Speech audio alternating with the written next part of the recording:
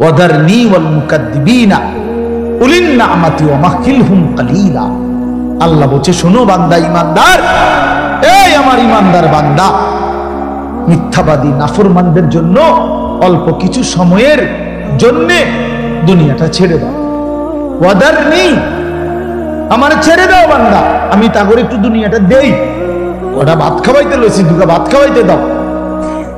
এক কতদূর বাদগ্রস্ত একটা বিল্ডিং, একটা মোটরসাইকেল, একটা প্রাইভেট কার, কতক্ষণ এই বেড়া বেড়ির দফাদফি ফালাফালি করতে দাও বান্দা। কত 60 বছর, 65 বছর, 70 বছর বান্দা এরকম করো, 60-70 বছরের লেগা দুনিয়া ছেড়ে দাও। অনন্তকালের জান্নাত আমি তোমাদেরকে দিয়ে দেব। আখিরাতে গেলে দেখবা, আহা, কোরআন শরীফে আছে, খোদার কসম বা নাফরমানকে জিজ্ঞেস করা হবে, হে বেঈমান, দুনিয়ায় কতক্ষণ ছিলা? ছিল তো 60 বছর, 70 বছর। কিন্তু আখিরাতের দৃশ্য দেখে সে বলবে, লাবিসনা ইয়াওমান আও বা'দা ইয়াওমিন, হায় মাওলা, হয়তো একদিন ছিলাম, অথবা একদিনের অর্ধেক বা কিছু অংশ ছিল। 60 বছরের দুনিয়া তার কাছে একদিনও মনে হয়। হাদিসের মধ্যে আছে, বিশ্বাস করেন বাপ, আমি নিজে পড়ছি, পড়াইছি, আল্লাহ নবী সাল্লাল্লাহু আলাইহি সাল্লাম বলছেন, কোন নাফরমান যে মৃত্যু পর্যন্ত দুনিয়াতে কোনোদিন 1 মিনিটের জন্য দুঃখ দেখে নাই, সুখের সাগরে ছিল, কোনোদিন দুঃখ পায় নাই এমন, অথচ নাফরমান পাপী, আল্লাহ তাআলা ফেরেশতাকে বলবে, আমার এই নাফরমান বান্দাকে জাহান্নামের বাহিরটা একটু হাঁটাইয়া আনো, আর জাহান্নামের একটা দরজার সামনে একটু দাঁড় করাইও। 1 মিনিট দূর খাড় করাইবা, ভিতরে না, দরজার সামনের থেকে নিয়ে আসবে। ওই ফেরেশতা তাকে জাহান্নামের বাহিরটা ঘুরাইয়া জাহান্নামের দরজার কাছে যখন এনে দাঁড় করাবে, জাহান্নামের একটা গরম বাতাস 1 মিনিটের জন্য, 10টা সেকেন্ডের জন্য জাহান্নামের একটা গরম বাতাস ছাপ করে তার বুকটার মধ্যে লাগবে। এরপরে ফেরেশতা তারে নিয়ে আসবে। আনার পরে হাসরের মাঠে, প্রিয় বাপ, প্রিয় সন্তান, আমার ছেলেরা, আমার আল্লাহ কসম, নবীজি বলছে, আল্লাহ পাক তখন ওই সুখে ভরা নাফরমান ব্যক্তিটাকে জিজ্ঞেস করবে, আমার বান্দা, দুনিয়াটা তো বড় সুখে আরামে নিশ্চিন্তে কাটাই আসছো, ঠিক না? আল্লাহর কসম, ওই বান্দা তখন বলবে, আয় মাওলা, আপনার জাতের কসম মাওলা, জীবনে দুনিয়ার হায়াতে সুখ কি জিনিস আমি জীবনে কোনোদিন দেখিনি। বিশ্বাস করি, এটা হাদিসের আবার। আমি ব্যক্তিগতভাবে খামখেয়ালি কথা কম বলি, এটা হাদিস। অর্থাৎ জাহান্নামের 10 সেকেন্ডের ওই দরজার মুখের একটু গরম বাতাস তার 60 বছরের, 70 বছরের সুখ 1 মিনিটে, 1 সেকেন্ডে, 10 সেকেন্ডে ভুলায় গেছে, সব ভুলে গেছে।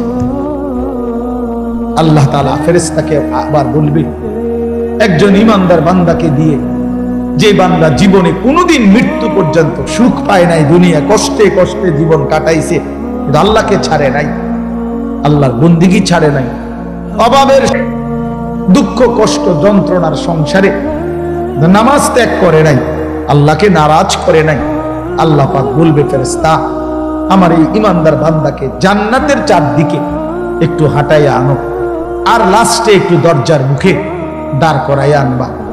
এই বান্দাকে সারা জান্নাতের চারদিকে ঘুরাইয়া দরজার সামনে যখন আনবে, তো 10 সেকেন্ডে জান্নাতের একটা আরামদায়ক বাতাস তার বুকে আইসা লাগবে। এরপরে তাকে আল্লাহর সামনে আনা হবে। মহান আল্লাহ পাক রব্বুল আলামিন সেই বান্দাকে বলবে, আমার বান্দা, দুনিয়ার জীবনটা আমার মুমিন বান্দা বড় কষ্ট করে আসছো বান্দা, কত সুদের টাকা, ঘুষের টাকা, কত হারাম টাকার সুযোগ ছিল, কামাই করো নাই। চারপাশের ঘরে সব মানুষ টেলিভিশন দেখছে, নাচ গান দেখছে, এই চারদিকের টেলিভিশনে ভরা মহল্লার মাঝখানে তুমি একটা ছোট্ট ঘরে তোমার স্ত্রী সন্তান নিয়ে কষ্ট করেই পড়েছিলা। ছেলেটাকে টাইনা ধরছো, মেয়েটাকে ফিরাইছো, ছোট বাচ্চাটাকেও কোনোদিন টেলিভিশন, নাচ গান, হারামের মধ্যে ঢুকতে দেয়নি। আমি একবার দাউদকান্দি এক মাহফিলে গেছিলাম, এক ইমাম সাহেব মসজিদের বয়স্ক মানুষ, উনি আমারে জড়ায় ধরে কাঁদছিল, আমার মনে আছে। উনি বলছিল হুজুর,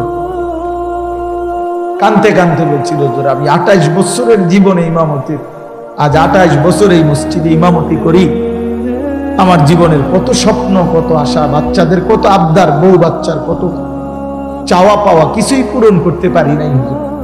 অল্প কয়টা টাকা বেতন পাই, টানা হেসরা করে জিন্দিগিটা কাটাইছি হুজুর। বাকি হুজুর আপনারে মহব্বত করি, আপনার কাছে আমি জানতে চাই আমার এই কষ্টের বিনিময়ে আমি আখিরাতে পাবো কিনা। আমি কি বলবো, আমিও কাঁদছি তখন। হায় হুজুর কি বললেন, চোখটা বন্ধ হলে দেখবেন আপনি আখিরাতে বাদশাহ। ইনশাআল্লাহ আমি বললাম, আপনি দেখবেন আপনি বাদশাহ, আপনি বাদশাহ। যারা আপনার এই দুনিয়াতে মূল্যায়ন করে নাই, সেদিন তার আফসুস করবে, আফসুস করবে। তো এই জন্য বললাম, আল্লাহ তাআলা ওই ইমানদার বান্দাকে বলবে, আমার বান্দা দুঃখে ভরা জীবনটা কাটাই আসছো, ঠিক না? খুব কষ্ট পাইছো আমার বান্দা দুনিয়াটা, কিন্তু আল্লাহর কসম শুনেন, নবীজি বলছে ওই ইমানদার বান্দা সে তখন আল্লাহ পাককে বলবে, আয় মাওলা, আল্লাহর কসম মাওলা, জীবনে হায়াতে দুনিয়ার জীবনে দুঃখ কি জিনিস আমি কোনোদিন দেখি নাই। প্রিয় বন্ধু, 10 সেকেন্ডের জান্নাতের আরাম বাতাস তার 70 বছরের দুঃখ ভুলে, আর ওই নাফরমানকে 70 বছরের সুখ জাহান্নামের 10 সেকেন্ডের গরম বাতাস ভুলে। এর নাম আখিরাত। আপনি এটাকে খামখেয়ালি মনে করেন না, ছেলেরা তোমরা খামখেয়ালি মনে করো, এটা রূপকথা না। কোরআন শরীফের এই কথাগুলো গল্প, কথা বলেন না, এগুলো রাসূলুল্লাহ সাল্লাল্লাহু আলাইহি ওয়াসাল্লামের এই কথাগুলো গল্প, কিচ্ছা। এগুলো যদি অযৌক্তিক হইতো, অবাস্তব হইতো, তো তোমরা যদি বুঝছো যেটা অযৌক্তিক, অপ্রয়োজনীয়, আমরা বুঝতে পারতাম না, আমরা ভাত খাই নাই।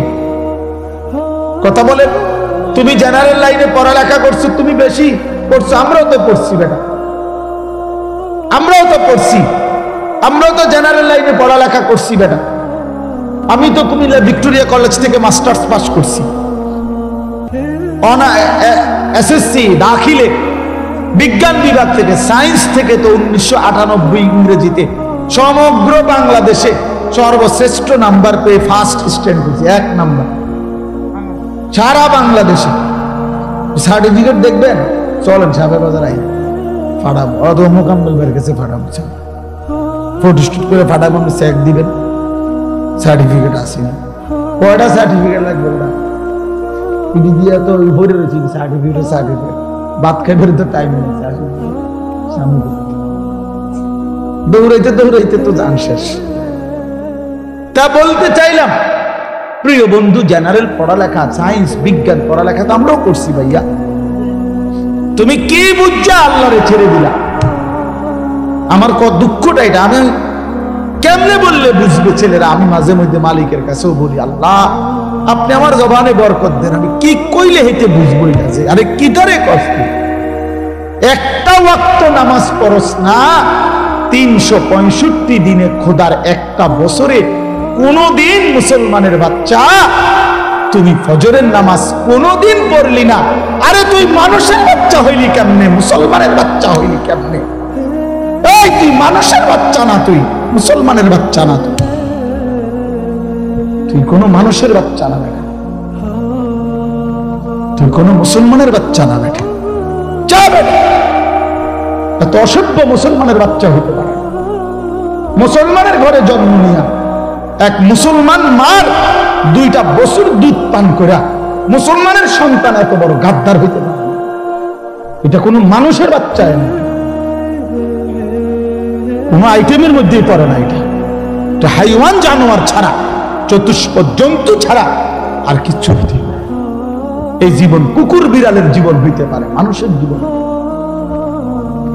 যদি বলেন হুজুর এত বড় কথা কইলেন, এত বড় কথা কইলাম, তোমার সহ্য হয়নি? সহ্য হয়নি তোমার? তোমার আল্লাহ কোরআনে বলছে, এবার শুনবানি কোরআন শরীফ থেকে। কোরআনুল কারীমের মধ্যে আছে, সূরা আরাফের মধ্যে আল্লাহ তাআলা স্পষ্টভাবে বলছেন, কোরআনুল কারীমের মধ্যে ওয়াত্তাবা হাওয়াহু ফামাসালুহু কামাসালিল কালব, আল্লাহ তাআলা বলছে মনের ইচ্ছা মতো যে চলে, ওয়াত্তাবা হাওয়াহু ফামাসালুহু কামাসালিল কালব ইন তাহমিল আলাইহি ইয়ালহাস আও তাতরুকহু ইয়ালহাস। এই আয়াতটা আচ্ছা বাইর করুন, আপনি তরজমা শুনুন। অর্থাৎ আল্লাহ তাআলা বলেন যে তার মনের ইচ্ছা মতো চলে।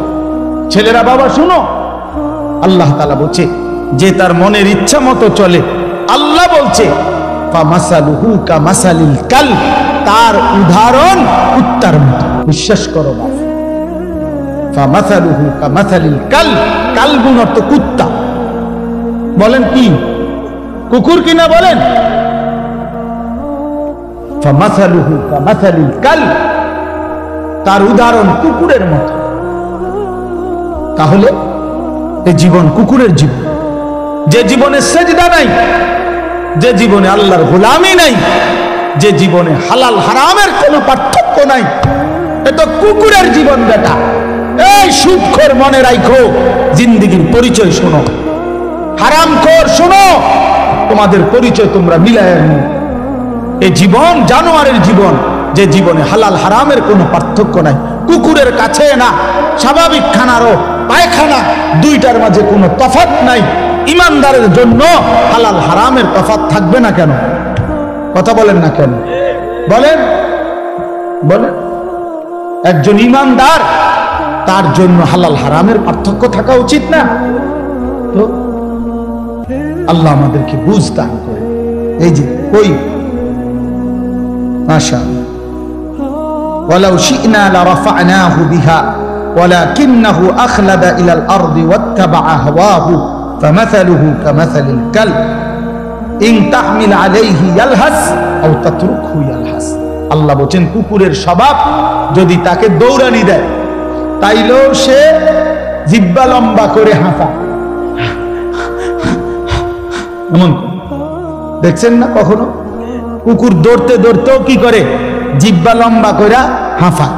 আও তাতরুকহু, আবার যদি তারে ছেড়ে দেন, খারাপ থেকেও দাঁড়ানো থেকেও ইয়ালহাস, জিহ্বা লম্বা করে এমন হাঁফায়।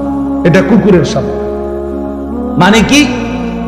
দৌড়ানি দিলে না, তোমার দৌড়াইছে দেখে তুমি জিহ্বা লম্বা করলা, অন্ত তোমার দাঁড় করাই রাখছে, অন্ত দাঁড়াই রয়েছে, অনকা জিহ্বা লম্বা করো। এমন সমস্যা কি? এখন তো তুমি এত জোরে হাঁফাইবার কথা না। এটার অর্থ হইল পাইলেও অতৃপ্ত, না পাইলেও কি অতৃপ্ত। অতৃপ্ত এই নাফরমান এমন।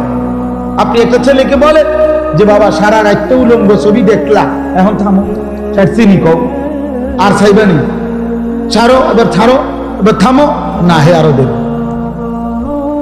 আপনি একজন সুদখোরকে বলেন আপনি তো সুদ খাইলেন আজ 3 বছর 10 বছর, এবার থামেন, এবার থামেন, আর লাগবে নি, বলবে ওমা কি কন হবে শুনি।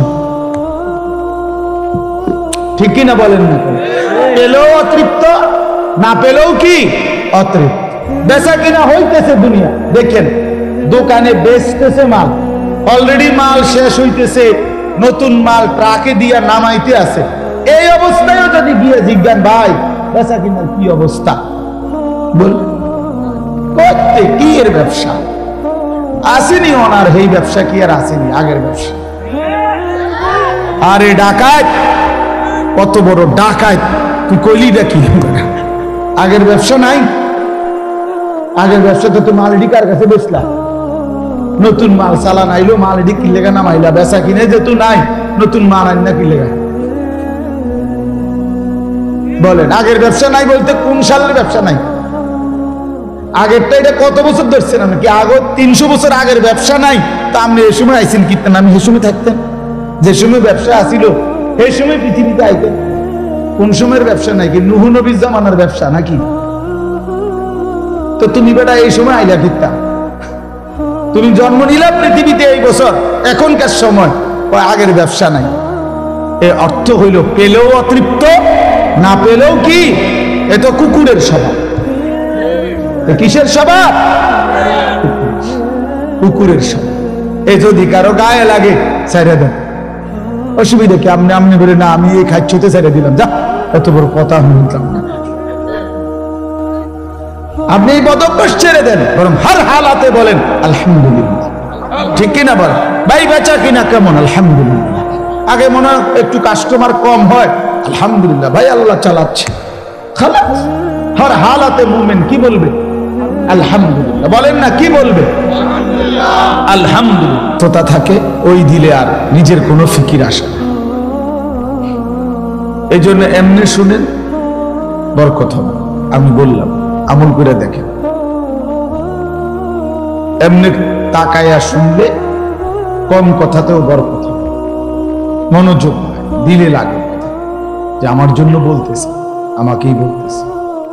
কোরআন আমার জন্য, কোরআন আমার জন্য, রাসূলুল্লাহ সাল্লাল্লাহু আলাইহি সাল্লামের হাদিস আমার জন্য। এই জন্য ভাই আমি অনুরোধ করছি, মনোযোগ দিলে ভালো। কষ্ট করে বসে থাকা কষ্টকর, আপনাদেরও কষ্টকর, আমাদের জন্য কষ্ট। রাত অনেক হয়েছে, এই জন্য আমি লম্বা করব না। মেহেরবানি করে আমরা নওজোয়ান ভাই, তোমরাও আন্তরিক হইলে ভালো, তোমার জন্য কিছু ভালো। শুধু কেবল মানুষের কথা ভাইব না ভাই, নিজের জন্য কিছু ভালো। নিজের ভালো, নিজের কল্যাণ, নিজের দুনিয়া আখিরাতের সমৃদ্ধি, এটা বোঝা উচিত। দুনিয়া আমরা ছেড়ে দিতে বলি না, কিন্তু আখিরাতও বাদ দেওয়ার সুযোগ নেই। দুনিয়া যেই মালিকের, আখিরাত সেই মালিক। দুনিয়া যিনি নিয়ন্ত্রণ করছেন, আখিরাতের কথা তিনিই বলেছেন। অতএব বাদ দিবার, ভুলে যাওয়ার কোন সুযোগ। ভুলে গেলে, অবহেলা করলে মৃত্যু থামবে না। কেউ যদি বেখেয়ালও থাকে তারপরেও মরে যাবে, কেউ ঘুমে থাকলেও মরে যাবে, কেউ অবুঝ থাকলেও মরে যাবে। তাহলে আমি বুঝলেও মরে যাব, না বুঝলেও মরে যাব, খেয়াল করলেও মরে যাব, খেয়াল না করলেও মরে যাব, হাসলেও মরে যাবেন, কাঁদলেও মরে যাবেন, রাজপ্রাসাদ আর অট্টালিকাতে থাকলেও মরে যাবেন, জীর্ণ কুঠির কুড়ে ঘরে থাকলেও মরে যাবেন। মৃত্যু এক অনিবার্য বাস্তবতা, এক চিরন্তন সত্য। এই যে বাচ্চারা এখন দেখাইল, জানাজা দেখাইল, ছোটখাটো বিষয়। ওই বাচ্চা বলছে জানাজা পড়াবার আগে আল্লাহর নবী সাল্লাল্লাহু আলাইহি ওয়াসাল্লাম বলছেন, আকসিরু যিকরা হাদি মিন লাযাতিল মাউত। ছেলেটা এখন পড়ে জানাজা পড়াইবার আগে এটা বলছে। আল্লাহর নবী সাল্লাল্লাহু আলাইহি সাল্লাম বলছেন, উম্মত, সব কিছুর স্বাদ, সব আনন্দ, সব হাসি, সব স্বাদ, সব মজা এক মুহূর্তেই স্তব্ধ করে দিবে, শেষ করে দিবে যে জিনিস, সেই মৃত্যুকে বারবার বেশি বেশি স্মরণ করে। মৃত্যু আসবে তো এক মুহূর্তেই তোমার জীবনের সব স্পন্দন থামায়, আর হাত নড়বে না, আর পাও নড়বে না, আর চোখ মিলবে না, আর কান শুনবে না, আর জবান উচ্চারণ করবে না, আর কোনদিন হাজার আইটেম তরকারির মাছের গোশতের স্বাদ এই জিহ্বাতে আর অনুভূত হবে না। এই পৃথিবীর সব আলো বাতাস থাকবে, রোদ উঠবে, বৃষ্টি আসবে, আলো হবে, অন্ধকার হবে, রাত হবে, দিন হবে, তুমি আর থাকবে না। তখন আলো দেখবে, আর কোনদিন না অন্ধকার। এই জন্য এটা নবী সাল্লাল্লাহু আলাইহি সাল্লাম বলছেন, আকসিরু, তোমরা মৃত্যুকে বেশি বেশি স্মরণ করো। হাদিসের মধ্যে আছে, আল্লাহর নবী সাল্লাল্লাহু আলাইহি ওয়াসাল্লামকে সাহাবী জিজ্ঞেস করছে, মান আকিয়াসুন নাস ওয়া আহজামুন নাস। ইয়া রাসূলুল্লাহ, সবচেয়ে বুদ্ধিমান, বিচক্ষণ ব্যক্তি কে? সবচেয়ে বিচক্ষণ ব্যক্তি কে? তো নবী সাল্লাল্লাহু আলাইহি ওয়াসাল্লাম বলেন, আকসারুহুম যিকরান লিল মাউত, যে বেশি বেশি মৃত্যুকে স্মরণ করে, ওয়া আকসারুহুম ইস্তি'দাদান লিল মাউত, এবং যে বেশি বেশি মৃত্যুর জন্য প্রস্তুতি নেয়, সে সবচেয়ে বুদ্ধিমান, সবচেয়ে বিচক্ষণ। আল্লাহর নবী সাল্লাল্লাহু আলাইহি ওয়াসাল্লাম বলেন, আল কাইয়িসু মান দানা নাফসাহু ওয়া আমিলা লিমা বা'দাল মাউত। সবচেয়ে বুদ্ধিমান যে সেই ব্যক্তি যে নিজের হিসাব করে এবং মৃত্যু পরবর্তীর জন্য আমল করে। হিসাব করে নিজে, আজ আমার সারাদিনের অর্জন কি? আজকের সারাদিনে 5 ওয়াক্ত নামাজ তো চলে গেল, আমি পড়লাম কয় ওয়াক্ত? আজকের সারাদিনের 12 ঘন্টা 24 ঘন্টা তো আমার হায়াত থেকে শেষ হলো। আমার এই জবান দিয়ে আল্লাহ পাকের নাম উচ্চারণ হলো কয়বার? কয়বার মনে পড়লো যে আমার একজন মালিক আছে? কয়বার মনে পড়লো আমার একজন রাসূল আছে? কয়বার মনে পড়লো আমার একটা ধর্ম আছে? বলে এই জন্য নিজের হিসাব, সে বুদ্ধিমান এবং প্রতিনিয়ত মৃত্যু পরবর্তীর জন্য আমল। মানুষের অতীত সেটা তো চলেই গেল, মানুষের ভবিষ্যৎ আগামীর বেঁচে থাকা সেটা তো অনিশ্চিত। তাহলে বর্তমানের এই সামান্য একটু সময়, প্রতি সেকেন্ড অতীত হয়ে যায়, প্রতি সেকেন্ড আবার সামনে ভবিষ্যৎ। বর্তমানে একেবারেই সামান্য, একেবারেই পিন পয়েন্ট, একেবারেই একটা বিন্দুর মতো। তাইলে এই সামান্য দুনিয়া, অল্প কিছুক্ষণের দুনিয়ার জন্য এত অস্থির না। আখিরাত অনেক লম্বা, কবর অনেক লম্বা সফর। মনে করেন আবু জেহেল মারা গেছে নবীজির জামানায়, কবরে পড়ে আছে আজকে কত বছর? 1450 বছর। আমাগো স্বাভাবিক হিসাব করলে তাইলে যে নাফরমান নবীজির জামানায় মারা গেছে তার কবরে যে আযাব হইতেছে, এই আযাব তো চলতেছে আজকে 1500 বছর। তো আবু জেহেল মাটির উপরে জমিনে ছিল কয় বছর? আবু জেহেল মাটির উপরে জীবিত ছিল কয় বছর? 200 বছর। তো 60-70 বছর। তা এরকমের বেশি তো গড়ে 60-70 বছর হবে। তো 60-70 বছরে না মাটির উপরে ছিল, তো কবরে পড়েই তো আছে আজকে 1500 বছর। তো আরো কতদিন থাকতে হবে কে জানে। ইসরাফিল ফু দিবে, সেই পর্যন্ত তো আযাব কবর। এই জন্য যেই কোনো বিবেকে ভাইয়া আমাদের কবরের জিন্দেগি লম্বা, আখিরাত তো আছে। আমার দাদার যিনি বাপ ছিল বা আমার দাদার যিনি দাদা, মনে করেন উনি কবরে গেছে আজকে কতদিন? উনি দুনিয়াতে ছিল কতদিন? ছিল কতদিন? ছিল নয়তো 60 বছর। কিন্তু আমি, আমার বাপ, আমার দাদা, আমার দাদার বাপ, তার দাদা, তাইলে তো সেই হিসাবে প্রায় 150-200 বছরের ব্যবধান হয়ে যাবে। তো কবরে তো পড়ে আছে আজকে 200 বছর। তাহলে যেই কোনো বিবেচনা আমাদের মাটির উপরের এই হায়াতের চাইতে কবরের জীবন লম্বা। এরপরে তো হাসর, এরপরে তো আখিরাত, এরপরে তো মিজান, এরপরে তো ফুলসিরাত।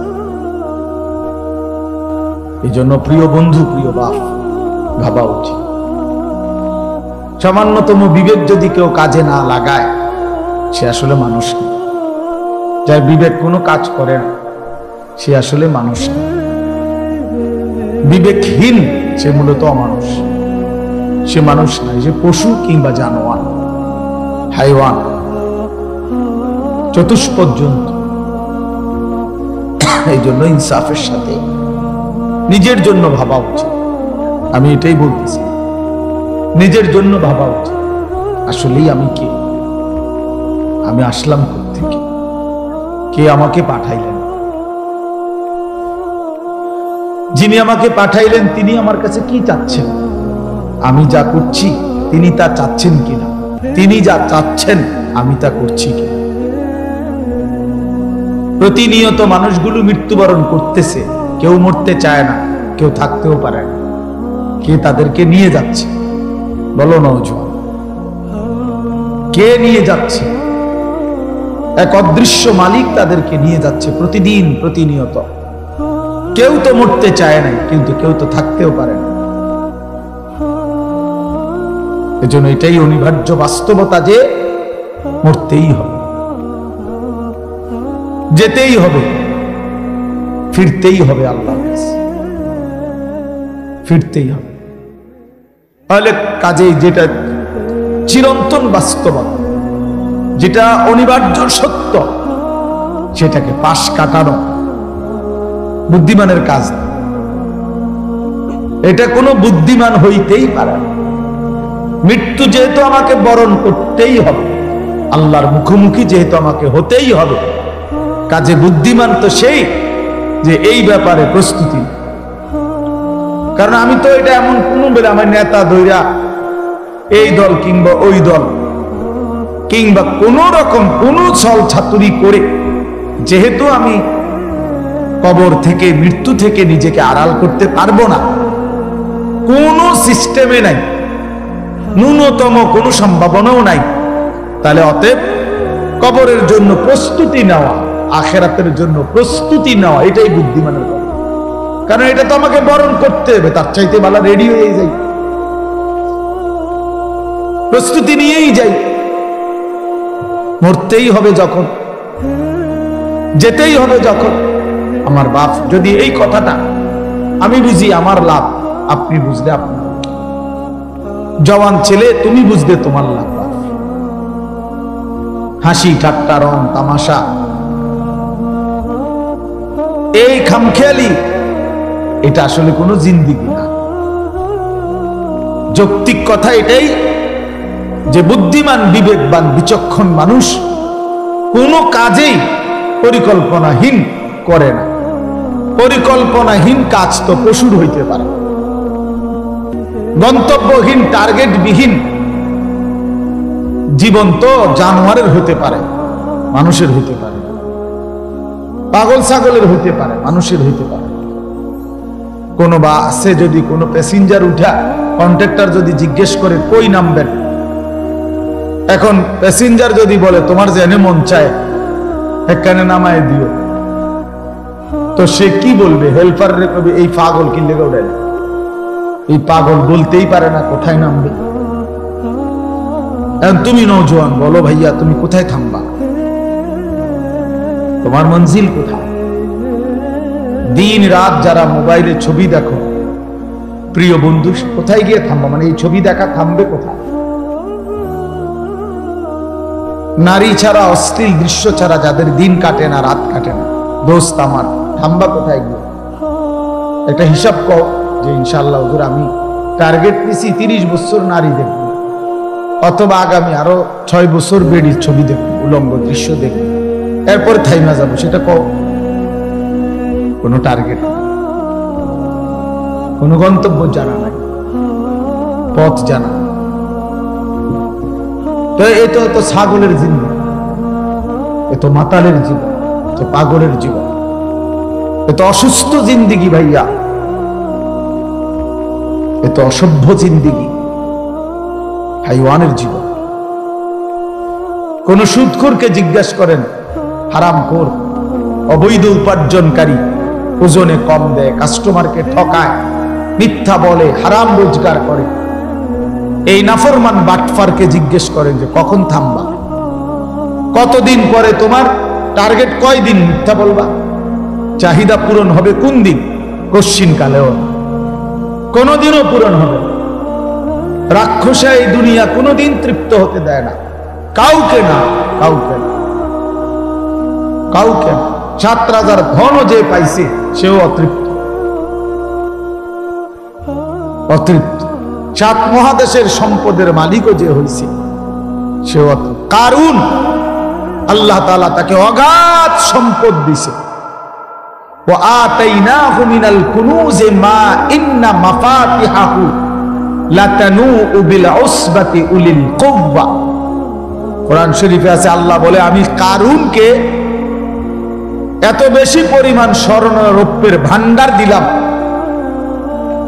ভান্ডার যেগুলোর চাবি বহন করবার জন্য শক্ত সামর্থ্য যুবকের পিঠ বাঁকা হয়ে যায়। 70 জন যুবকের পিঠ বাঁকা হয়ে যায়, বাঁকা হয়ে যায়। এই অসুবিধা না, আমরা এত পেরেশানি করে, কিছু অপদার্থ থাকবে, এই 1 প্যাকেট বিরিয়ানি লেগে ঘুরতে আছে, কথা বুঝছেন? এই কিছু অসভ্য থাকবে, এইটা আপনি চিন্তা করেন। এ যতক্ষণ রাতের যদি 3টাও বাজে তারপরও এই এক প্যাকেট ঠান্ডা বিরিয়ানির লেগা ঘুরতে আছে বাহিরে, বুঝছেন না? কথা বলবো, আওয়াজ করব, অর্থাৎ উদ্দেশ্য হলো হুজুর আপনার এগুলো আলাপ বন্ধ করে যেটা দই না এটা দিয়ে আনা লাগবে। বুঝেন না কথাটা? হ্যাঁ হ্যাঁ, এই জন্য এত চিন্তা করে হতো না, এত জনের কথা ভাবলে পারতেন না। আমি এই জন্য বলছি আপনার জন্য শুনি, আমি আমার জন্য শুনি, খালাস। এটা আমরা সহজ হিসাব তাই, নির্দিষ্ট কোনো পরিমাণ শ্রোতার কোনো কোটা নাই যে এত শ্রোতা না হইলে একটি মাহফিল ব্যর্থ, একজন বক্তার ওয়াজ ব্যর্থ শ্রোতা যদি 10,000-এর কম হয় না, এমন কোন সিস্টেম কোরআন সুন্নাতে নাই। কথা বুঝেন নাই আপনি? একটি আমি এক আল্লাহর কথা বলার জন্য কমপক্ষে 100 মানুষ না হইলে হইবে না, এমন কোন নিয়ম নেই, এমন কোন সিস্টেম কোরআনে নাই, কথা নাই। বরং আল্লাহ নবী সাল্লাল্লাহু আলাইহি সাল্লাম বলছেন, ফাওয়াল্লাহি লা আন ইয়াহদিয়াল্লাহু বিকা রাজুলান ওয়াহিদান খায়রুল লাকা মিন হুমুরিন নাআম। আল্লাহর নবী সাল্লাল্লাহু আলাইহি সাল্লাম বলেন, আল্লাহর কসম, তোমার দ্বারা একজন ব্যক্তি আল্লাহর রাস্তা পাওয়া, হেদায়েত পাওয়া, গোটা আরবের সবগুলো দামি উট তোমাকে হাদিয়া দেওয়ার চাইতে কোটি গুণে বেশি উত্তম। কয়জন লোক? একজন, সির্ফ একজন। আমার 30 বছর বলার দ্বারা যদি একজন মানুষ আল্লাহকে পায়, এই 30 বছরের বিনিময়ে হতে পারে আমার নাজাতের জন্য ওই একজনই যথেষ্ট। কোরআন শরীফে আছে, মিয়া সাহেব, কোরআনুল কারীমের মধ্যে আছে, আপনারা হুজুরদেরকে জিজ্ঞাসা করেন। সূরা ইয়াসিনের মধ্যে একটা ঘটনা আছে, 3 জন নবী, 3 জন রাসূল একটি এলাকার মানুষকে, ওনারা আল্লাহর রাসূল, 3 জন রাসূল লাগাতার দিবানিশি মানুষকে আল্লাহর দিকে ডাকছেন। 3 জনের সম্মিলিত প্রচেষ্টায় কালেমা পড়ছে সির্ফ একজন। কয়জন? একজন। জাআ মিন আকসাল মদিনাতি রাজুলুন, রাজুলুন কয়জন? অথচ রাসূল 3 জন। ফাআযাযনা বিসালিসিন, এই যে ফাকালু ইন্না ইলাইকুম মুরসালুন। আল্লাহ বলেন, প্রথম দিছিলাম 2 জন, পরে আরো একজন দিয়া মোট 3 জন পুরাইলাম। 3 জনে মিলে বলছে, হে আমাদের জাতি, আমরা 3 জন তোমাদের নিকট আল্লাহর রাসূল। 3 জনের দিবানিশি মেহনতে ইমানদার হয়েছে শুধু একজন। ওয়াজাআ মিন আকসাল মদিনাতি রাজুলুন, এই একজন, ওই একজন লোক যেদিন নিজের কালেমা প্রকাশ করছে, পুরা জাতি ওনারে ধইরা মারতে মারতে ওইখানেই শহীদ করে ফেলছে,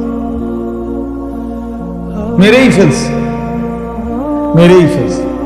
ঠিক যখন ওনার জান কবজ হয়, তাফসীরের মধ্যে আছে আল্লাহর ফেরেশতারা জান্নাতের ঘর ওনার চোখের সামনে তুলে ধরছে। আর ফেরেশতারা বলছেন, কিলা দুখুলিল জান্নাহ, হে আল্লাহর বান্দা, এই মুহূর্তেই জান্নাতে ঢোকো।